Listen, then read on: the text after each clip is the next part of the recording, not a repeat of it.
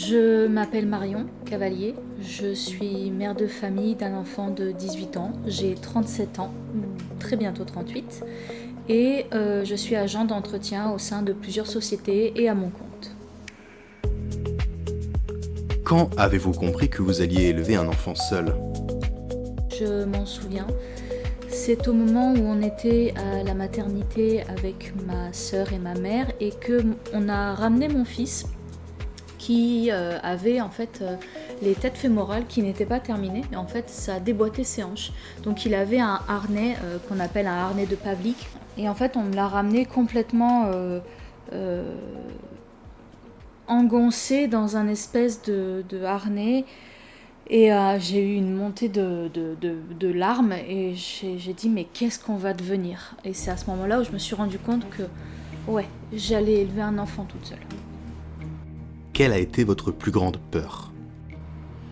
Ma plus grande peur, ça a été, ça l'est toujours d'ailleurs, c'est de passer à côté de la vie de mon fils. C'est-à-dire d'avoir un enfant qui tourne mal, qui fasse une vie, comme on pourrait dire, ratée, qui est, qui se drogue, qui tourne mal en fait. Y a-t-il eu un instant précis où vous avez pensé « je vais y arriver » ?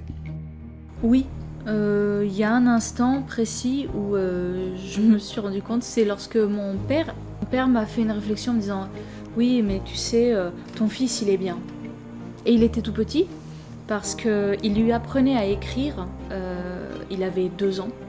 Et son grand truc à mon père, c'était d'aller toujours trop vite par rapport à l'école.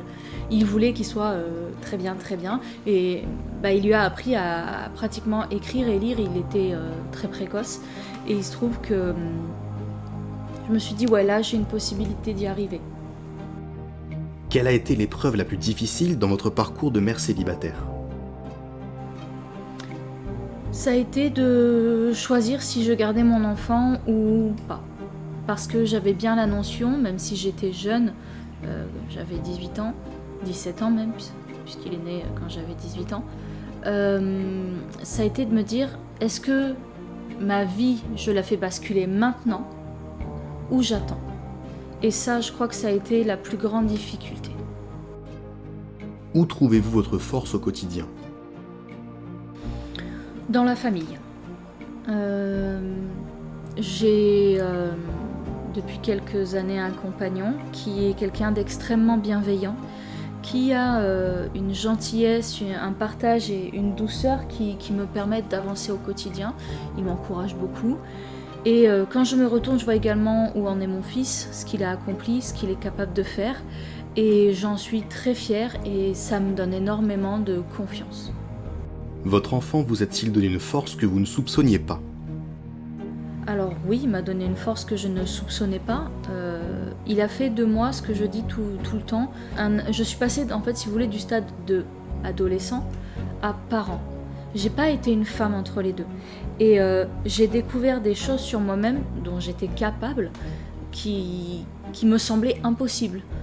J'ai mené un travail, j'ai mené des études, j'ai mené des vies de couple, j'ai essayé de faire du mieux que je pouvais et en me retournant encore une fois, je me dis mais t'as accompli tout ça, maintenant t'as un toit sur la tête, tu as des activités, tu es secrétaire d'une association, des choses dont je n'étais absolument pas capable et qui sont venues avec la maternité. Vous êtes-vous senti jugée en tant que mère célibataire ? Alors oui, le jugement en tant que mère célibataire, il est permanent.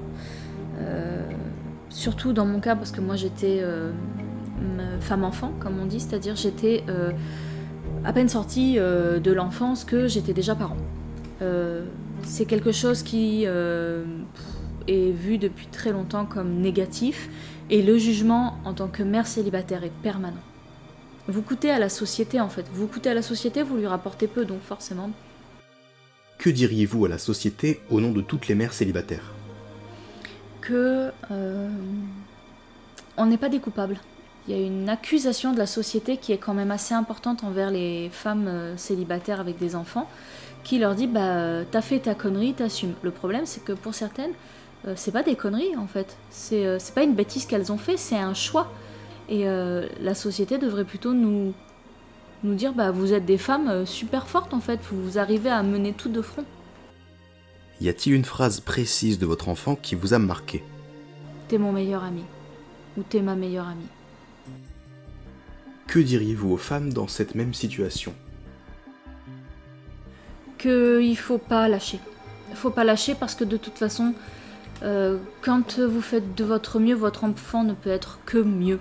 Et il faut avoir beaucoup de courage, mais ça paye. Selon vous, que signifie être une femme forte ? Être une femme forte, ça signifie supporter beaucoup de choses, avoir toujours les poings serrés et tenir bon. Si vous deviez résumer votre parcours en une phrase, ce serait laquelle ? Mieux vaut trop que pas assez. Toujours quand on aime les proches, on n'en fait jamais assez.